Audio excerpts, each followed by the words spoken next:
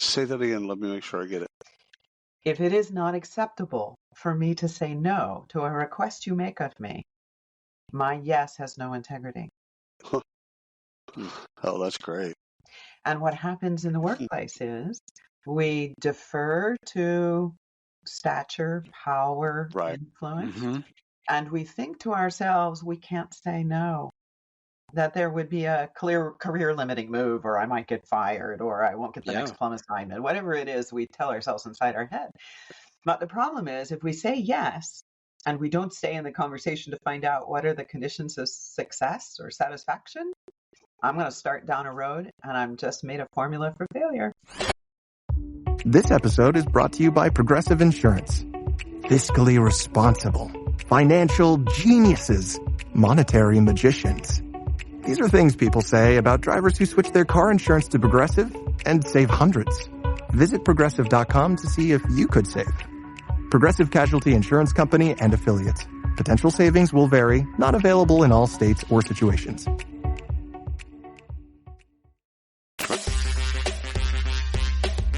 Hey, this is William Pidcup and Ryan Leary, and you are listening to the You Should Know podcast. We've got Janet on today, and we got a great topic. I can't wait for this. So, Janet, we've been talking about your art, so let's go ahead and do some introductions. Would you do us a favor and introduce yourself to the audience? Sure, I'd be happy to do that. And maybe in a less traditional way, because you've probably got my bio posted someplace, right? Yes. You know, part of my work has always been about bringing people back home to themselves, to the true self, to the essence of who they are. And one of the ways we do that is to help them to curate the essence traits of who they are. So I'm going to tell you what my essence statement is. Okay. I am alchemical seer. Okay. Sovereign, radiant love, black pearl beauty, savvy, sassy, generous expression, riding on the winds of joy. How do you beat that, Ryan? Can you beat that? You can't beat that. I don't right? know. I can't beat it. I don't even know what mine is. Yeah, I was thinking like... I'm afraid. Yeah. That's an awesome introduction. Can you tell me what mine is? I could reflect back to you some traits that I experience of you, but ultimately only you can answer that question, right? Everybody has an experience of you. We rarely know what it is unless we ask somebody to do it. And that's often a part of the process, right? Ask 3 people if you could name 3 or 4 traits that you associate with me, what would those be? And that would be a place for you to start. That is so awesome. I'm not sure I want to start there, though. Yeah, no. Might be a little scary, huh? You might find this as a gender thing, Janet, or not, but it might be just Ryan and I. But I'm terrified.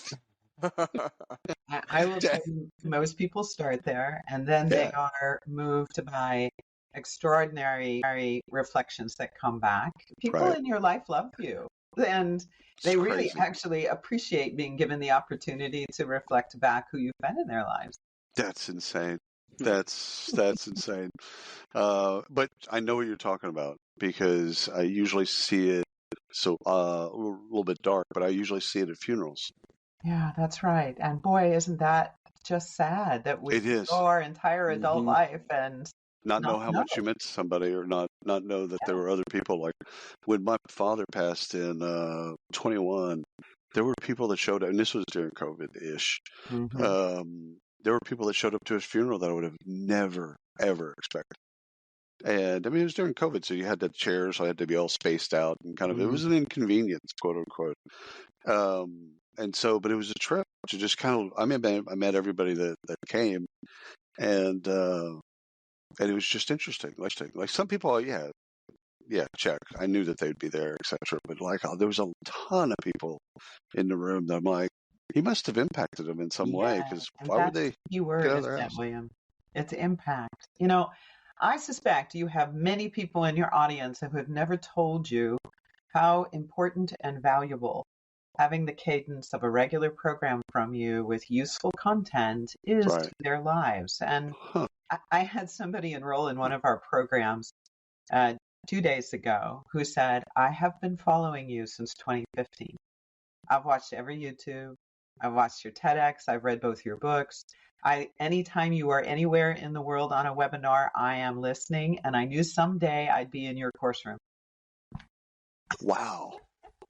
That's That humbling. was like, oh my gosh, almost a little overwhelming, right? Right. Here's Ryan. That's the difference between the two. Is Ryan said that's humbling, and I was thinking, can I borrow for $20? I wouldn't, obviously, but you're right. You're right. Like I'm thinking back to time spent 100 years ago when I was real young in Midland, Texas, and I didn't grow up. I grew up with two older brothers, so I didn't know how to iron, and I had to go to this thing where you had to have I had button shirts and stuff like that, but I didn't know how to iron. My rendition of ironing was throw the shirt in the dryer with like a wet wash rag, and then take it out really quickly, and it was ironed. Good idea. That's pretty good. It works. It works. Yeah. But my best friend that I met in Midland, he taught me how to iron. But now we drink a lot of gin, and so there's. I'm not sure if it was just the ironing, but one night we had an ironing. I'd gotten so good because we're competitive. I'd gotten so good that I challenged him to an iron off. Oh, Yeah. what fun. And so we drank a bottle of gin and we ironed shirts. You're hilarious. Not gaining any cool points here, No. Well, no. maybe he's redefining cool, Ryan. Come on. That's exactly right. A little ingenuity here. I can iron. That was in 88. I can still iron to this day. You give me a shirt, I can iron it. I'm just going to have a lot in common. Yes, he's a really good ironer. I can make a shirt stand up. I can iron it so well. Yeah. When you use a can of starch, you can do that. I say there might be three or four cans of starch involved, but I can make it stand up. Anyhow, we have a wonderful topic to discuss with you, and it starts with tension at work. So, in your travels and in your studies, etc., what have you seen with tension at work? So, I always think it's important to know what a speaker's bias is, and so I'm going to start there, which is. Obviously I have a birthmark on my face. So I've had that experience from very young of conflict and tension and discomfort and being different, all those things. I'm also quite fortunate to have had a great education, and I'm smart. That also creates conflict and tension and discomfort. And I'll never forget a wonderful boss I had by the name of Beth Sowie. I went into her one day and I said, I'm so tired of people saying they're intimidated by me. They don't even bother to get to know me. Like, if they knew me, my heart is like a mush ball. What is this? Sometimes I wish I could just be stupid. Yeah. Looked at me right across the desk and said, don't you ever say that again. Yeah. No, stupid people technically don't know they're stupid. But beyond that, that's a different issue for a different day. Yeah. And a good one. I will take you up on that. Okay. What I learned from what she said to me was that I can only be responsible for myself. When I'm sensitive and paying attention to the influence and the impact I'm having on other people, I can accept responsibility to behave differently. We all have the ability to flex and to adjust and to adapt because the relationship's important to us, or it's not. Right. In which case, we don't have a right to step on someone else's dignity or be disrespectful, right? We make a decision to walk away from it. Have you ever, Janet, sorry to interrupt. That's okay. But have you ever played down your smarts? No. Never? Mm-mm. Wow. I don't know what it is. Cool. That is awesome. That is great. It's unusual. No, why I've asked the question is there's a lot of people that I've seen, I don't know if in different tactics, but they basically play it down. They don't play it up, but they don't insert themselves in the way that they could when you have them in a different conversation. Yeah. And all of a sudden you're one-on-one with them and they're just like lights out smart. And it's like, well, we were just in a group meeting and you like. Yeah, you were quiet. What's up? Yeah, you were quiet. Like, well, why was that? And so I'm curious I was just curious about that. Well, so not too much of a tangent, really. This notion of we want a psychologically safe environment. And I love Amy Edmondson's work and Dr. Tim Clark, but it's rearview mirror. They're trying to diagnose something symptomatically and apply a solution to it. And so my bias is conflict is not a bad thing. when we remember that the reason conflict surfaces is because something in the current environment no longer satisfies. Now, I've said that rather generically, but think for a moment. You didn't like the date you had at the prom. You don't ask her out again. You don't like your boss. You go to them and say, I want something different to happen. Or you complain to your colleague and you ultimately leave because there's a values conflict going on. But it's all invisible because it's an inside job. We then built a whole industry around conflict management. We're keeping all of the attention on the conflict. We're not paying attention to actually what stimulated the conflict in the first place, which, and here's the great punchline, the seed of innovation, the exact creativity and ingenuity we want in the organization comes out of the conflict. Yeah. I've said this for years around DEI, where the reason you want DEI isn't the reason that you think you want DEI. So all the stuff that's surface like, that's kind of cotton candy-esque type of stuff, like, okay, we want racial and gender and this, that, and the other, and that's all great. And you can stay there if you'd like, but what that diversity actually creates is conflict. And conflict creates innovation. Innovation creates market share, profit, et cetera, et cetera, et cetera. So this is, as a capitalist, I don't understand how other capitalists don't understand the fundamentals. Like, it has nothing to do with race and gender. It can. Right. Yes. We can get into incivility for sure.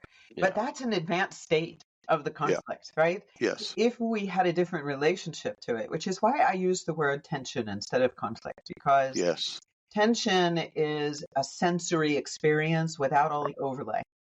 Right. And if we can learn to pay attention that our attention has been moved to something, and then ask the question before we react, what's the reason it's catching my attention? And what am I believing about that? What's the evidence about that? Does it support? Or is it my old story? Do I have a habit or a preference or an assumption or a bias that has me caught in seeing this situation as something other than what it is? And if I can't see it, who is in this sphere of influence, in this system that I could ask and find out, are you experiencing it like this? Is this what's going on? Because most of the time the answer is no. And then we know it's our work to resolve. It's an internal history that has us caught in something, in conflict, where no conflict exists. Right. And if a conflict does exist, now I can be clear. I can sit down with somebody and say, I'm realizing that I've been having this reaction. I don't really know where it's coming from. I want to know your point of view that has us at odds with each other. The act of asking the question activates imagination and it builds relationship. Now we have collaboration. So this is a really important stance for leaders to adopt and to get comfortable that they're not going to know. Today's world is way too complex, too much uncertainty and chaos to void themselves of the relationship that can help them learn. How does somebody else see it? What's beyond my habit and preference that's more suited to what's actually occurring in the environment? Janet, do you see trust as a driver to conflict between employees and leadership? And I ask that because we recently have had some conversations around trust. And as I think back to when I was in a corporate setting, there was a lot of distrust. 100%. And it just drove me away. And I didn't have, and this might be a flaw of mine, I didn't have the energy to really deal with it. And I just said, this isn't for me. And I moved on. And so my want for not having conflict caused me to leave. Yeah. And I left for good, and I never went back to any corporate job. That was it. I was just done. And I kind of broke up with it, divorced it, and moved on. But I just wonder, do you see that as a foundation for a lot of the conflict that doesn't happen or that does happen? It may depend on how you and I are articulating what we mean by trust. And I think this is an often studied space, and we hide behind trust. A word without asking each other what does that mean? Behaviorally, How would we be being with each other if we were trustworthy in our relationship? Things like reliability, consistency, Right. congruence between word and deed, right? These are much more meaningful to create a relationship that will sustain. And I'm going to tell you the most important one. If it is not acceptable to you that I say no, when I say yes, it has no integrity. Say that again. Let me make sure I get it. If it is not acceptable for me to say no to a request you make of me, my yes has no integrity. Oh, that's great. And what happens in the workplace is we defer to stature, power, Right. influence, and we think to ourselves, we can't say no, that there would be a clear career limiting move, or I might get fired, or I won't get the next plum assignment, whatever it is we tell ourselves inside our head. But the problem is, if we say yes, and we don't stay in the conversation to find out what are the conditions of success or satisfaction, I'm going to start down a road and I'm just made a formula for failure. Right. And how much of that is in my head as opposed to being in reality? Exactly. Right. Yeah. So relationship that allows for compassionate honesty and some directness and recognizing that you're you, I'm me, we have a shared purpose. Right. Let's focus there first and then say to each other, what is our highest and best contribution to this shared purpose? And we might decide ultimately, as you did, Ryan, no, I have a values conflict here. You have a point of view I cannot subscribe to, and we walk away from it. But all too often people walk away under the guise of mistrust, and they just repeat the pattern when they go to the next company. As he has here. Right. So. Yeah. I love you too. I didn't need to stimulate that, sorry. Well, good thing you can play mediator today. Let's talk. No. How do you teach leaders? Because Ryan said it during pre-show. What we've been taught, for generations at least, is conflict or tension, as we topically. It's bad. That's not something you want in your marriage. That's not something you want in relationships. That's not something you want at work. It's like, what can we do to avoid it at all costs, etc. So how do we go back and rewire corporate America, and especially leadership, to then say, actually, how do we embrace conflict? You've been taught incorrectly. You actually should want a certain level of tension. And so how do we teach them to be better at tension? Yeah. I'm not so sure it's a teach. It might be helping them learn to notice and to listen interiorly to the meaning they're making of it. This is often where I'm going to start with someone. And, we had a lot of debate about the title of the book that just released, From Tension to Transformation. And probably won't surprise you, in the book I talk about transformation is kind of an oft-used word and really misunderstood. But I want to break it down really simple and say transform, meaning we have a form and we're going to transit from that form to a new form. It's as simple as that. That's all we're doing.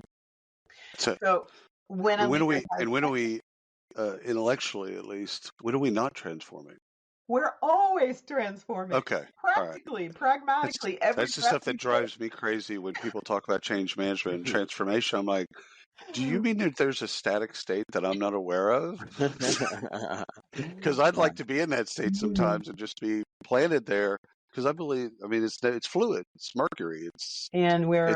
We're always seeking, some of our neurobiology is struck this way to keep us safe, that if we can get something that's familiar and comfortable, we want more of that. So we filter our experience in order to stay in that status quo. Only the environment's not static. So to your point, everything around me is changing. If I'm not adapting, I'm going to be left behind and ultimately be in discomfort. And the dinosaurs will get you.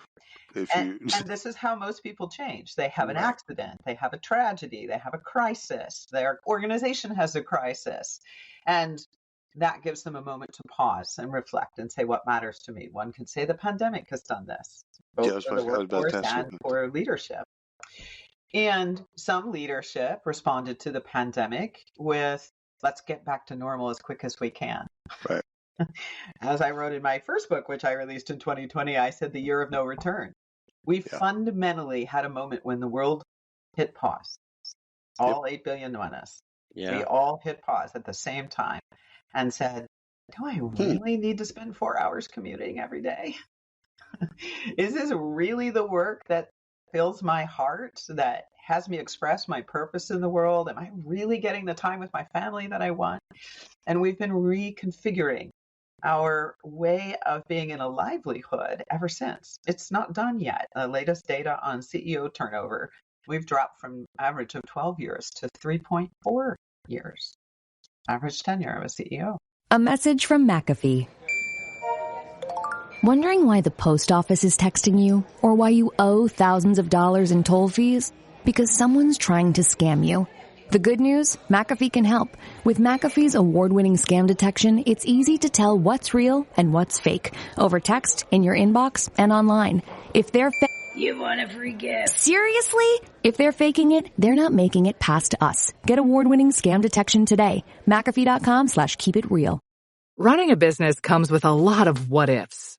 But luckily, there's a simple answer to them. Shopify. It's the commerce platform behind millions of businesses, including Thrive Cosmetics and Momofuku. And it'll help you with everything you need. From website design and marketing to boosting sales and expanding operations, Shopify can get the job done and make your dream a reality. Turn those what-ifs into... Sign up for your $1 per month trial at shopify.com/special offer. Wow. Right? So That there's was 3.4? Yeah. Yeah. That's the average. Wow. So That is amazing. there's a lot of fundamentals that are shifting right now. And I think that I would enter trust, Ryan, first from the self-trust point of view. So many of us in our professional lives were highly rewarded for figuring out what somebody wanted from us and delivering on it. Right. Deliver, produce, do it on time, do it faster, do it quicker, less resources, all of those wonderful mantras. Some of that's a mixture of Pavlovian, but also being seeking other people's approval. Yes, exactly. Sure. So my identity and my sense of self-worth is coming from the external. Right. Until you have one of those sandpaper moments in life and realize, ugh, I'm so not happy. That's right. That's right. Mm-hmm. And we start to come back home to ourselves. So if we can help leaders start to inventory, where are you living out of the top of your license, out of your best self, out of the part of you that is effortless, that can be genuine and present at any place, anywhere, anytime?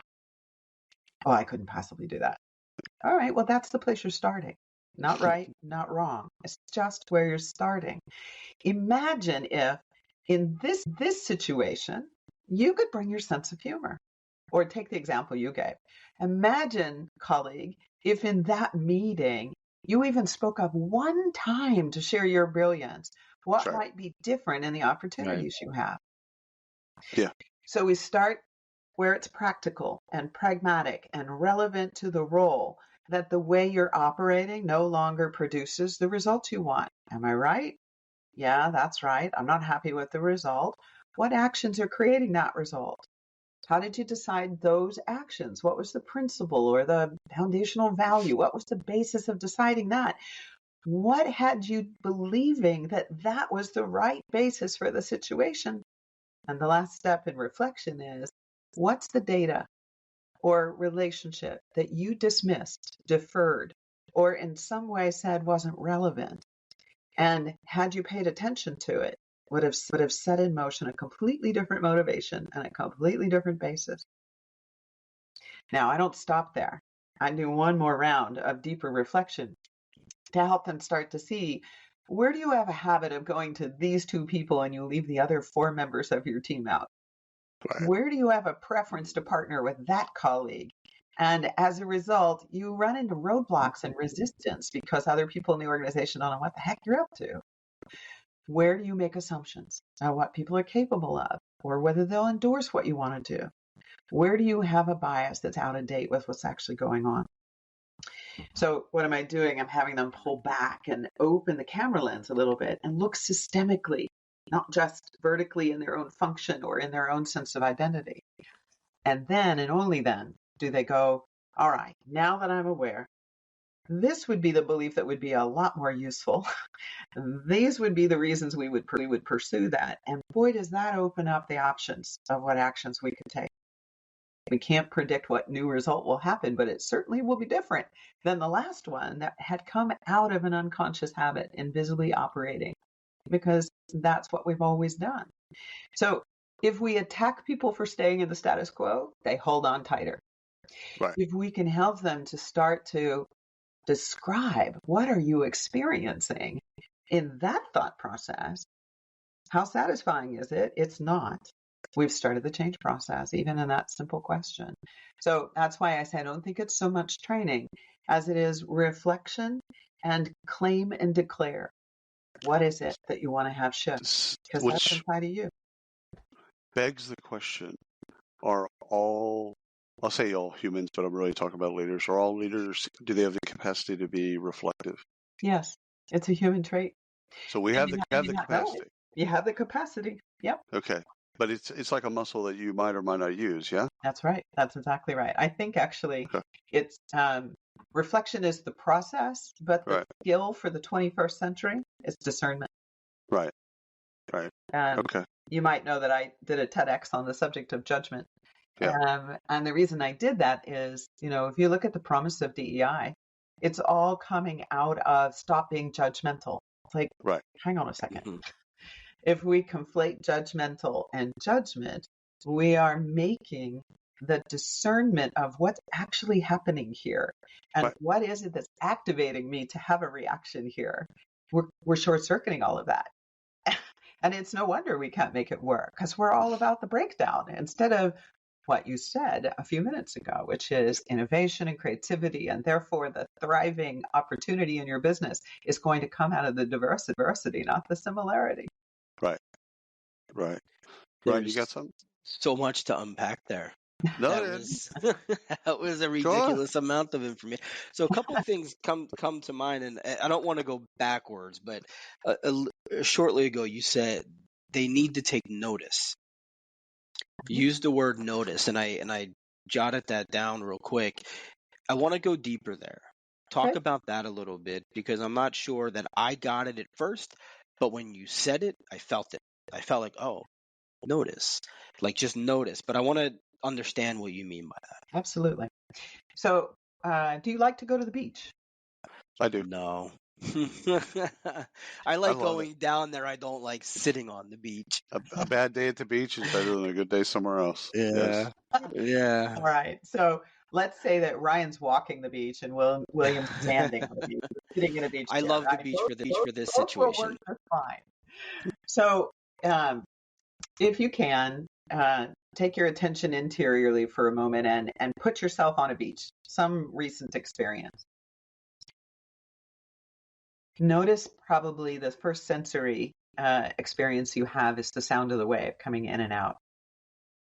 It's a rhythm, right? You can hear the water rise up on the beach and you can hear it go back out. You probably next hear seagulls or pelicans, depending on where you are on the planet. You probably then recognize that there's a sodium smell to that water, and that's gotten activated. If you walk into the water, you now feel the tide come up against your body, cold, and it goes back out, and now you feel the wind. And the wind against the wet leg, as opposed to the wind against the part of you that is dry. You might even feel some of the sand losing its place underneath your feet as the tide has gone back out. I just took you through a sensory experience. That's right. You just went through all the senses. All of that is noticing. Right. We are noticing, but we don't pay attention to it. We don't give it credence.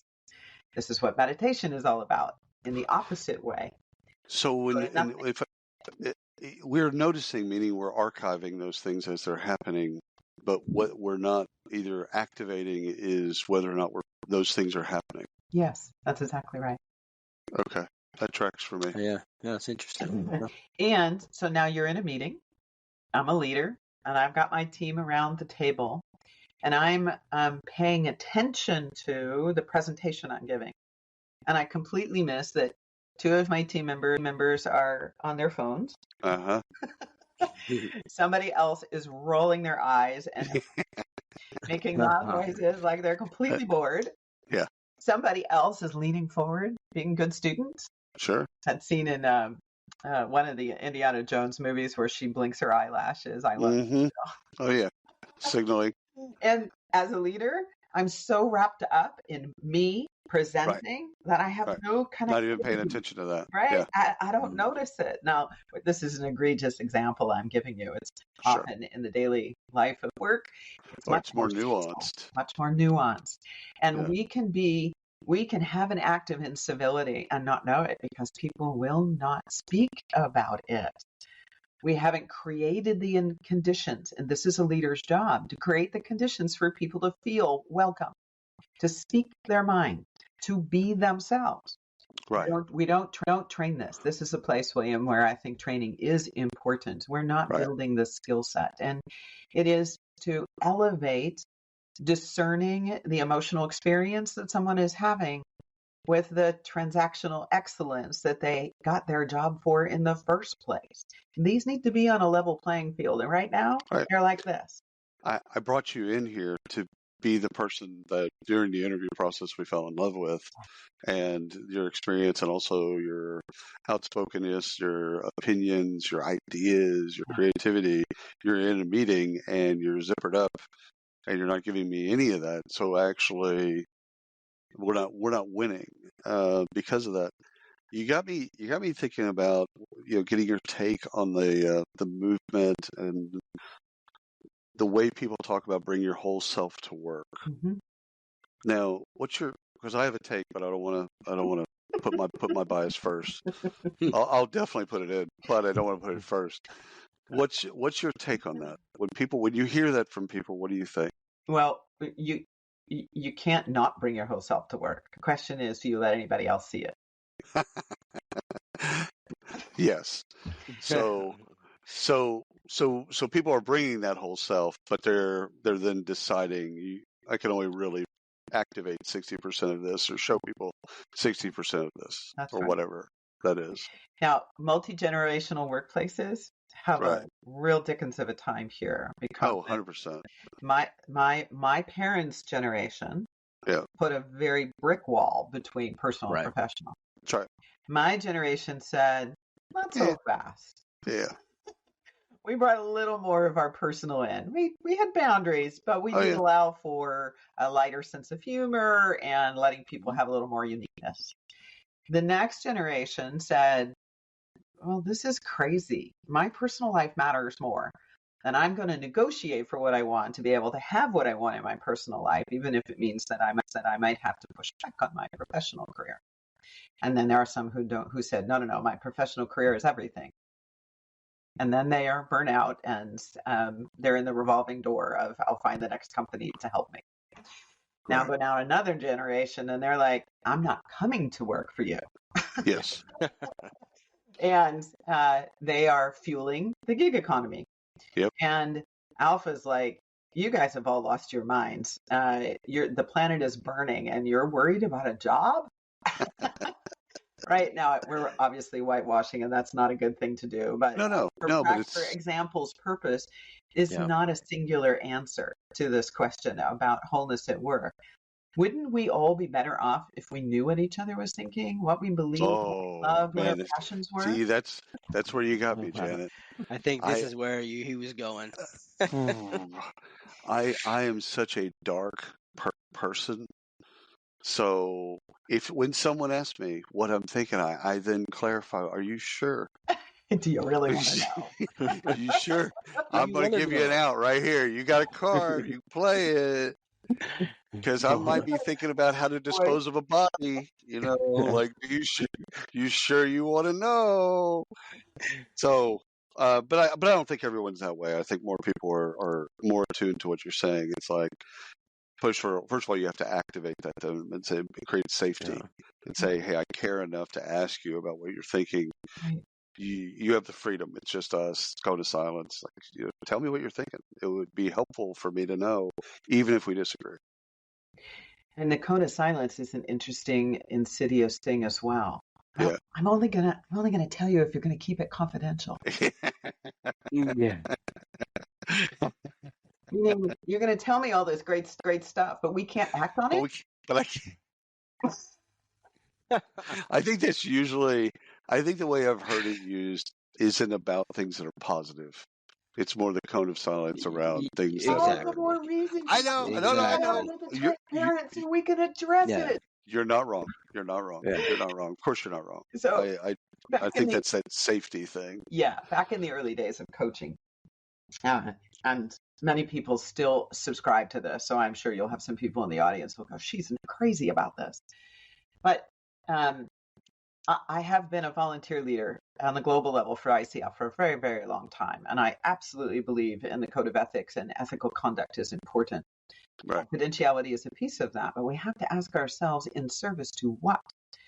My first responsibility is to the organization. What does the organization want to accomplish? How does this person or this team who is getting coaching contribute to what the organization wants, and finds a thriving, going concern, which keeps that person and that team employed? My first obligation is to that. So if I have someone who tells me something confidential, my response to that is going to be, what's the conversation to be having with your boss? Or with your colleague, or with that person over there, whatever it might be, because this is not going to resolve by having a conversation with me. I can coach you about how to have that conversation. I understand. Well, it's trapped. Scary. It's that knowledge, or that what could make us better, is trapped. And it's sealed up, right? And it can't go over and be used to be helpful. And again, people think of the negative. It's like, well, let's take it to an extreme, sexual harassment or something like that. Like, okay, so someone tells you something in confidence. Okay, all right, you can hear that, but if you can't take action on it, how does that get better? Right? Exactly right. It doesn't unless you break their trust and move forward with it. I think it's probably having conversation. I mean, Janet will be the expert here, but I think it's more like coaching them and talking to them and being with them to then make sure the appropriate people know. Exactly. I'm not the person to resolve this for you, person. Right. Yeah. Our company has an ombudsman. We have an employee assistance program, right? We have mechanisms to help people get the courage and strength necessary. Yeah, I'll go with you. I'll go with you. Like I'll help. I'll walk down the if we're not virtual, I'll walk down the hallway. We'll do it together. Silence condones. Janet, I would imagine that you get a lot in coaching, people that want to kind of have those conversations with you, right? They just they feel comfortable with you. They get comfortable. They're like, then they start to talk, and you're like, how do you? I'm always interested in this from a coaching perspective. How do you maintain being the coach, but also have that trust factor, that feeling of trust from the employee back to you, where they feel open enough? Because I would assume the fact that they're open enough or comfortable enough to feel that they can bring this to you is part of your goal to open those barriers. That's table stakes.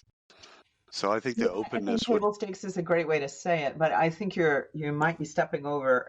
There's a lot that goes into a coaching partnership, working with somebody over time. There's a chemistry meeting during which both the coach and the person who's thinking about engaging a coach have a time to get to know each other. And you can feel energetically if there's resonance. Like, this person finishes my sentences, we have an easy time laughing, we test out saying some things that might be a little risky, how was it received?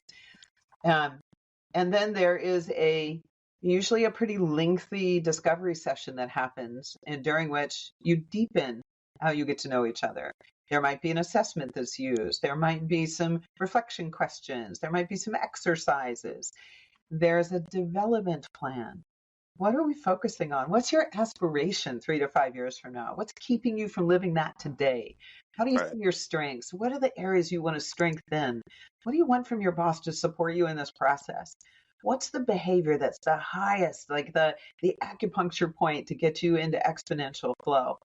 Where do you want to focus your attention in our coaching? Is it with your team? Is it with your peers? So that what can happen?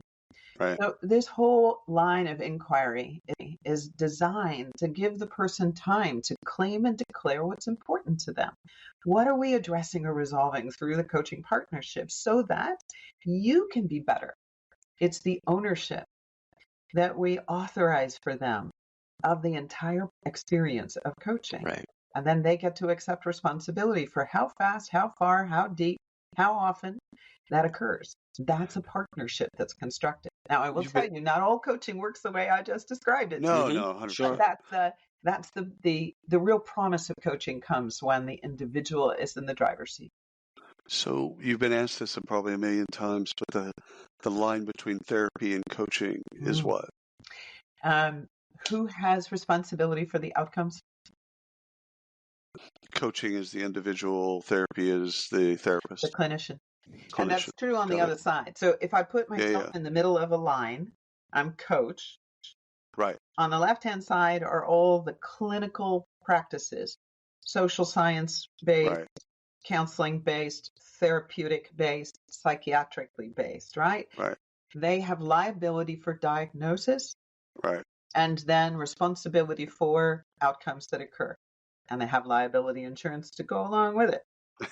On this side, we have skills training, mentoring, pretty traditional supervision functions, consulting. All of these are people who have expert advice that they are transferring to that person. It's a superior subordinate relationship. They have accountability for the quality of the advice that they're giving. That's not what happens in coaching. That's right. Two adult peers coming together. The coach is responsible for a process and creating an environment that's conducive to a person doing learning, growth, and change. And the client is responsible for how they engage with it and what they do with it after. I get a half an hour with them once a week. They got 6 days and 23 and a half hours to live their life. I can only influence in that 30 minutes that they might have a learning insight about themselves and make a commitment to themselves to choose differently.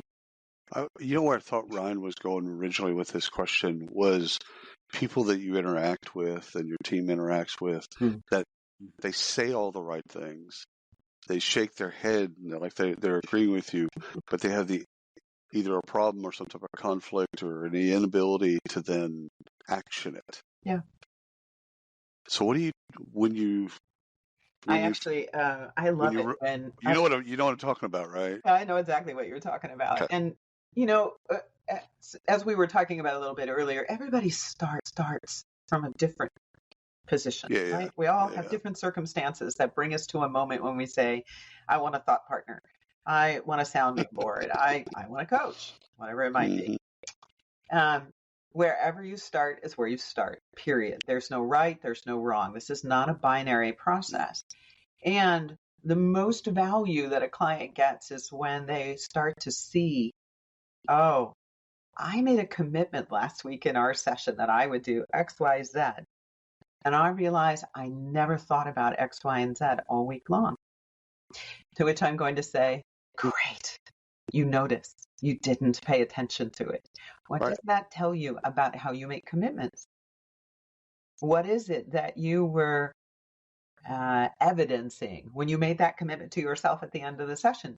And, clients will always say, well, you talked me into it. I said, really? That's interesting. No. How did you let that happen? At what point in the session did you let me talk you into something? Yeah. I said, that's an easy out. That's an easy out, though. Yeah, it's lazy. I mean, that's an easy out to say you talk me into this when they really are saying you opened my eyes. I then figured it out, and then I got that. And not doing it. Okay, you know what I really could have committed to because it's what I actually did last week was this, and this. Okay, what's the difference between the two? How are you calibrating your rubric for making a decision about what choices you want to make?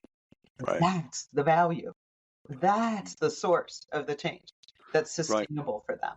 Right. So much of this is marriage counseling. You feel like you can be a better husband now? I feel like I'm getting stared at and judged. I'm going to go talk to my wife after this. I I'm just have gonna had go I'm say not I love kidding. you, doing that honey. to me. Yeah. First of all, I've made a lot of mistakes. I just want to no. My wife is so happy you're coaching me. Oh, 100%, 100%. Well, you've heard. I mean, this isn't new. You've heard this before. But what is so? Why do you have leaders that say no, or they somehow don't get it? Like I'm thinking of in the sales process we call it fear, uncertainty, and doubt, right? So at some point, there's people say no to this, right?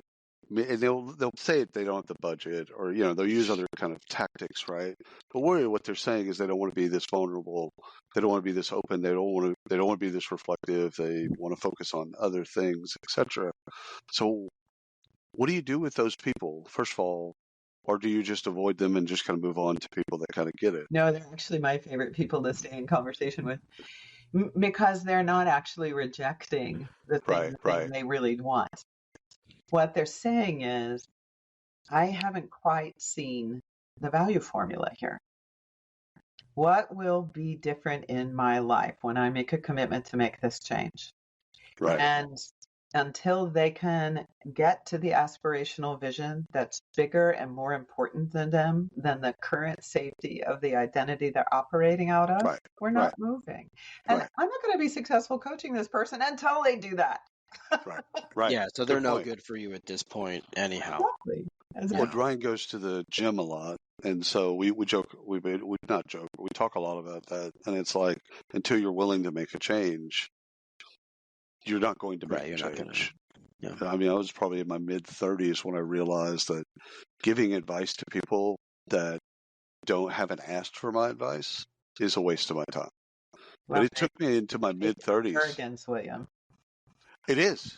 It is. Oh, no, 100%. I realized that I was in my swimming pool with my brother, and I was giving him advice. And then I realized he didn't ask me for my advice.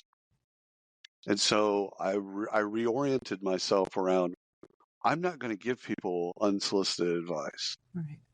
I'm going to wait until they say, William, what do you think? And the moment they say, William, what do you think? Now I got a chance. I've got an in. Now that doesn't mean anything will change. Well, so stay with that for a second, because what you could do to morph that skill when they ask you, what do you think, is to say, what's bringing this to your attention right now? Nice. Stay in the learner stance. Right. And let them speak about what they're experiencing that's even asking. They're abandoning their own inner authority and asking you to live their life for them. Oh, that's great. I'm stealing that. That's mine if now. you ask me these questions, I know where it came from. I know it's not sincere, so you can't do this to me. Oh, no. Okay, No. I'm not mediating that. No. We're marking this at the 48-minute mark. I won't use it on you, but it is such a great tool, because you're absolutely right. It's instead of just jumping right in, because I would normally and naturally just jump right into the advice. Yeah. And so instead of doing that, just hit pause and go, okay, why are we here? Why are you thinking this? Why are you asking me? What's driving that? How you become generative. This is what organizations need now, because there's no way a leader can ever know everything there is to know about their people or what they're up to. It's not just now. That's never been it's never been the case. Even more acute today because of the 100% complexity. Right. Wow, Janet, this has been so fantastic. Thank you so much. Ryan, do you have anything else you'd like to say? I do not. I think this is a fantastic way to end. We may need a part 2. This is a part 2. That would be my honor. I'd be delighted to come back. You both have been a joy to chat with. Vice versa. Thank you so much for coming on the show, and thanks everybody for listening. Ryan, you have a thing that you like to do at the end of the shows. Yeah, if you're still listening, subscribe, like us everywhere. If you see us out in public, say hello.